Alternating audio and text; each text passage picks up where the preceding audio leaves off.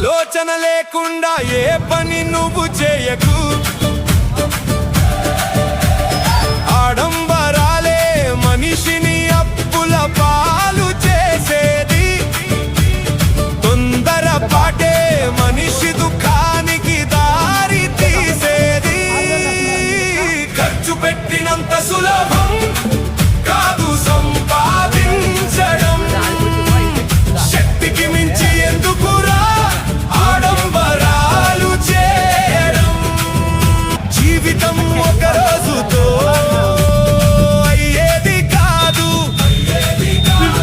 సంతోషంగా ఒక రోజు ఉండేస్తే కాదు. భవిష్యత్తు గురించి ఆలోచించు సోదరా, గొప్పలకు పోయి అప్పులు చేయడం